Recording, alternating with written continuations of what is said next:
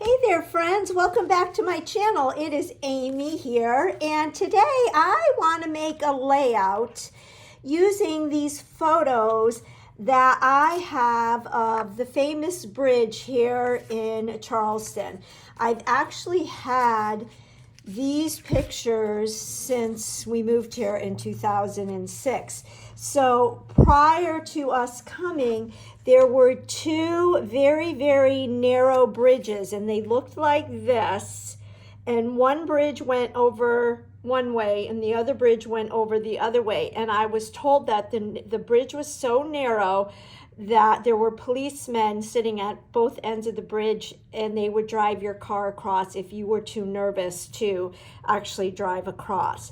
Well, the interesting thing is when I came down to Charleston with my husband to house hunt, the day we arrived, the new bridge was already built and they were blowing up the old bridges. So it was kind of interesting. So I watched them blow these bridges up. I had never seen them. I'm kind of sad I never got to see them.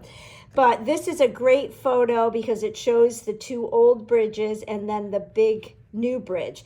And the new bridge is very popular. There's a very popular road race here, a bridge run that people from all over the world come to run in, and you can bike it, you can walk it, and I walk it quite often. I've biked it before with our family. We did that.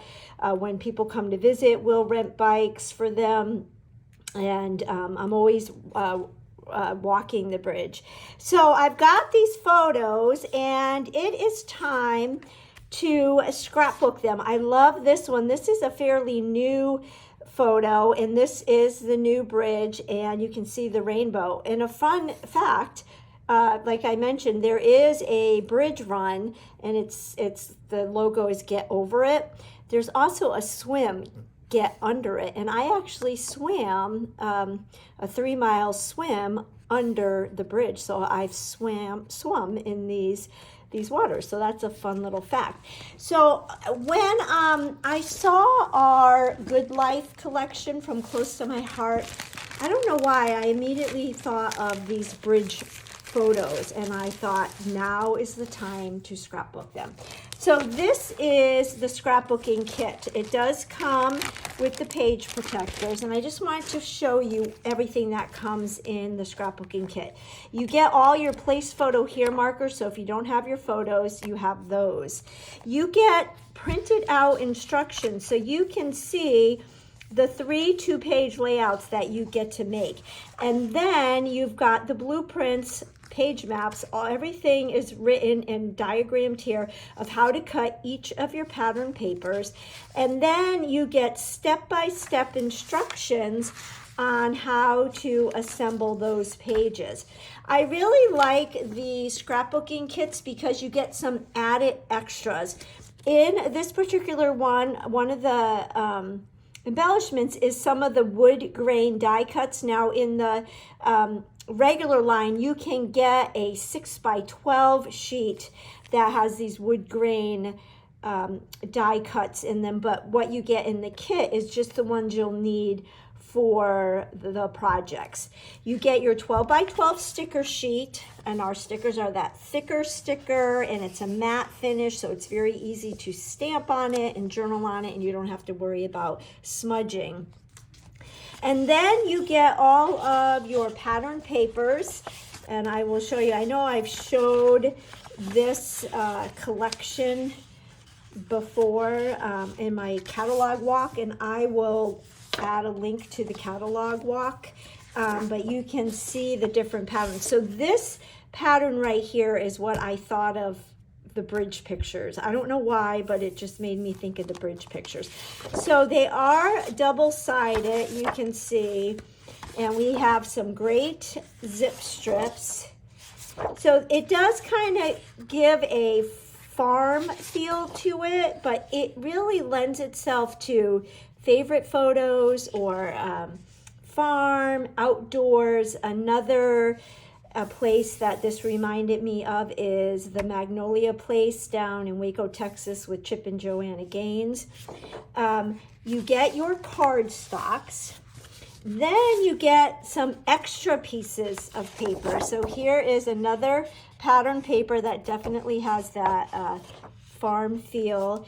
And then you get this one, which is kind of like a suede. It's kind of like that mist color in a suede texture. And then you get 2 sheets of this, which is kind of like a white basket weave. And then you get exclusive punch out pieces. And I love these, and I'm thinking that I'm going to use some of these on the page. And what's nice is they're all labeled on the back for project 1, project 2, or project 3. But I like to use these even when I'm doing my own thing, which is what I am going to do today, even though the pages that this workshop walks you through doing are really phenomenal. So I do really like this kit, but I am going to use it to finally document those bridge pictures. So I am going to clear my desk and I'll meet you back here in just a minute. Okay, friends, I am back and I am here to tell you that the struggle is real with this layout. I'm going to be completely transparent here. Do you ever get in a creative block where nothing seems to be working? I am being honest, and this is real life, and this is me today. So I've decided, rather than trying to be perfect and make this seem like it is super easy, I'm here to tell you this one is a struggle for me.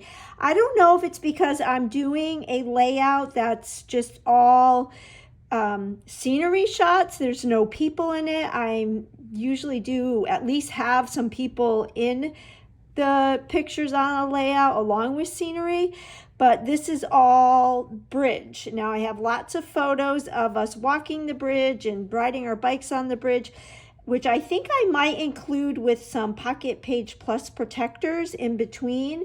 But for this 2-page layout, this is what I have come up with at this point. And I've got, I love this picture with the current bridge and then the 2 older bridges. And then I cut another photo of them building the new bridge next to the old bridge, and I used my circle thin cuts, which if you don't have circle thin cuts, this is what I like to call a neutral embellishment. It goes with everything. So I thought that could highlight that. And then I love this aerial view where you can see the new bridge and then the 2 old bridges looking down. And then here is just some history, more history of the bridge. And then I just love this one with the rainbow. So the clouds, I thought this came from the punch outs from the workshop kit. And I was thinking that maybe I could do something like that and have the heart in the cloud, again, a punch out from the kit. And I'm thinking I'll do my title here. I could just say the bridge, maybe use some thin cuts, some alphabet thin cuts. But I think what I'm going to do next that might jazz this up a little bit is take my mist ink pad and my blending tool. And I think that I am going to sponge and ink distress all around all the pieces, the photo mats, as well as the cutout pieces. And I'm using mist. Mist is a color that is in this collection, but I also thought mist would be good because the bridge is gray. At first I pulled out my toffee ink and then I decided to go with the mist, and I am already liking this better. So I would love to know in the comments below, do you ever struggle with a page, and do I dare say it becomes not fun? It does happen on occasion. I mean, everything we love sometimes we're in love with it, but we're not liking it. And that is this layout, but I am committed. I have been wanting to tell this story for years. I actually purchased these two pictures from a store back in 2006 when we moved here. And it is time to get them documented. And every scrapbook page is not going to be your favorite. Can you relate? I want to see a show of hands if you can relate. So you can see I am just ink distressing. I will do the rest of this off camera and come back and show you what it looks like, and then perhaps maybe we will add our title, and this is going to be a super simple, easy, clean layout. I want the focus to be on the photos and the progression of the new bridge in comparison to the old bridge. So I'll be back and we will wrap this up. All right, friends, I am back and I have mounted all of my photos on the photo mats, and I have sponged all of my parts and pieces. So now it's a matter of building our layout. So we're going to go ahead and start with the left side of the layout, and I am just going to adhere my pieces down, and this is that gorgeous kind of suede texture piece that is the exclusive paper, one of the exclusive papers that come in the Good Life scrapbooking kit. And then, like I already shared with you, I am using that other exclusive pattern paper for the base. So I'm just going to take my adhesive, and as you know, if you follow me, I love the Close to My Heart adhesive, and I'm loving that it is now refillable. So we are just going to add these, and I love working on the Versamat because it gives me the rulers, and I should probably bring in my T-ruler. Let me get my T-ruler so we can line everything up. All right, so I pulled in my splatter box, and I have a brand new Harbour Shimmer brush. So in case you haven't seen me do this before, when you get your shimmer brushes, you want to unscrew them and take this fluorescent yellow ring off, and that is garbage. You can throw that away. Then you're going to screw the top back on and open it up. Actually, before you do that though, shake it really good. And then, right now the brush is white, but it actually even says on the barrel, there's the words push. You're going to push until the ink starts to come out, and I see it coming. There we go. So then you can get a box and you can just create a puddle like that, or you can use a block, and what you're doing is creating a little paint palette, and then with another shimmer brush or a bone folder, you're just going to tap, and you see how this is totally disguising my little mess up.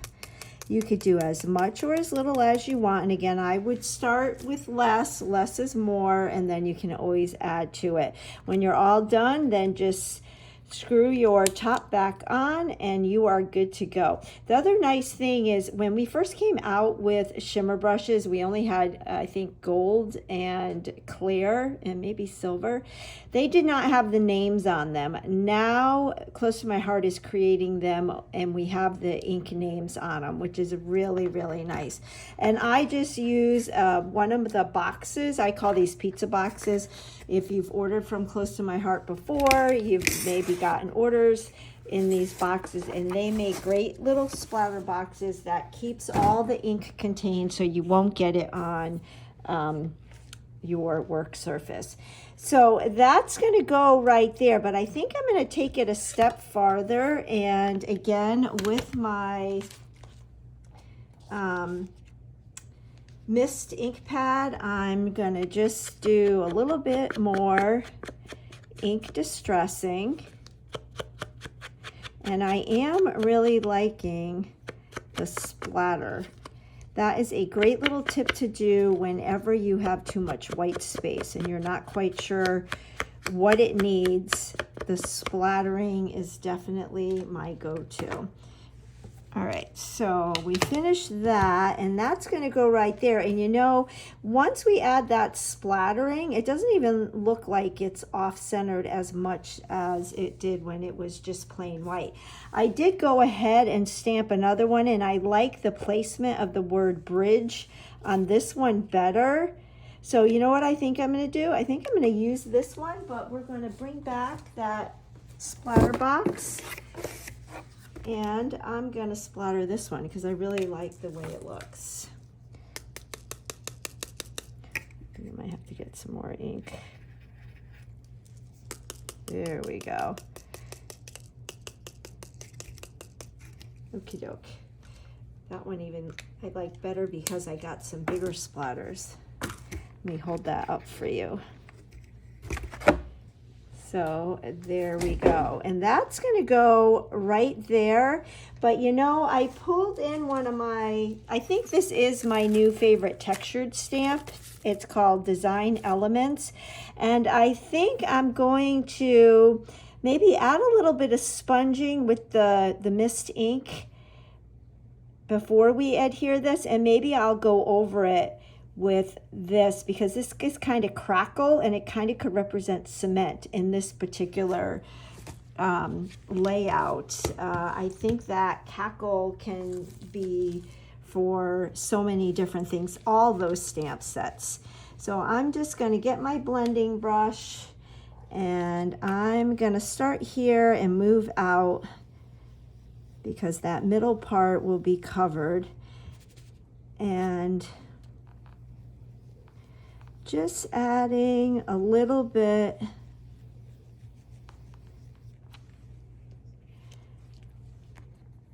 so that my title will pop.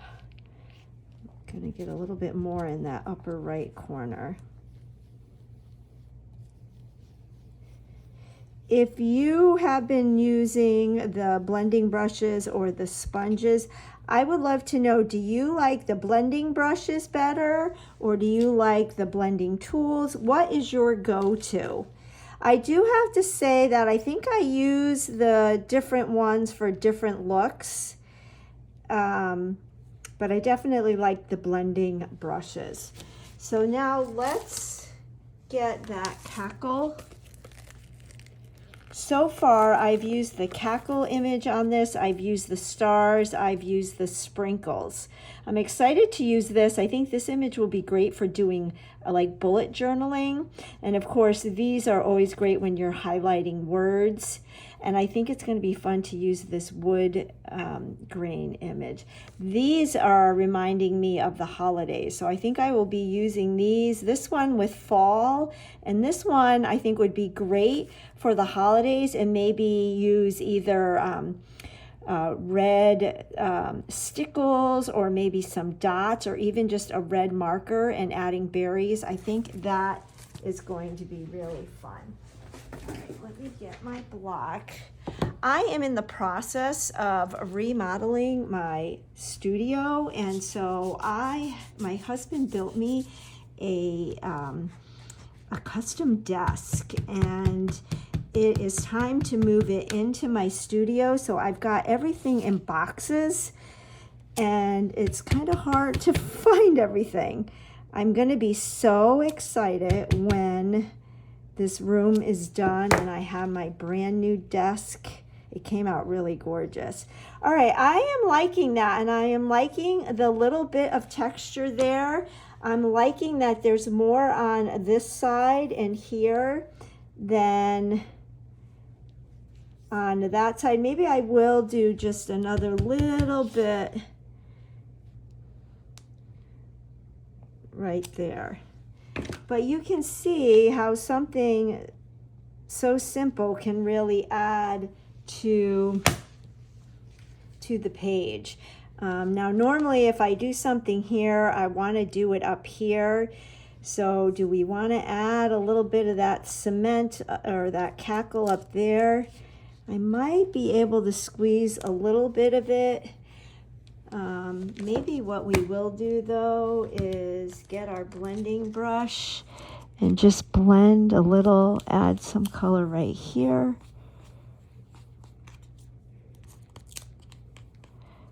That might do the trick. And I don't know, I am a sucker for wanting what I do at one end to do the other, but I am a little bit nervous. Let me get a scrap piece of paper, and I'm being brave here.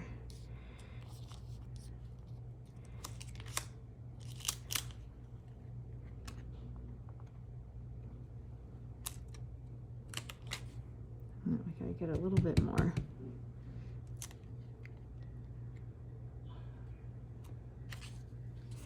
Yeah, I don't like that right there, but it's there and we're gonna keep it there, and I'm gonna be okay with it. Do I dare?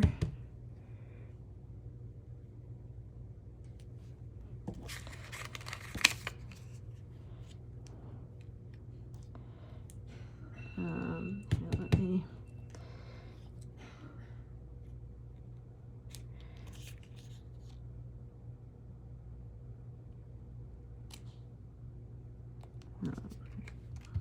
All right, we're gonna leave that like that because I don't want to mess it up anymore. Let's see how this looks paired next to the corresponding page. I am going to go ahead and adhere this. I really like how this came out. I think it looks very industrial. Industrial-ish? I don't know. What's the right word? So let's take a look. I think that's good, but do you think maybe I need to do some of this cackling maybe in this corner? Or how about right in here, and that way it builds a visual triangle. Let's do that. And this might be a little bit easier to do, I hope. Let me get my stamp. These types of images are great fillers for things like this.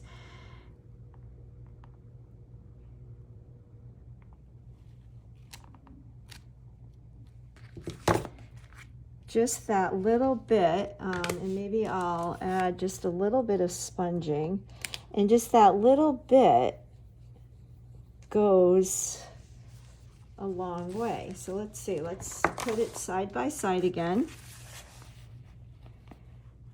And yeah, that creates, let me get my Versamat out of the way.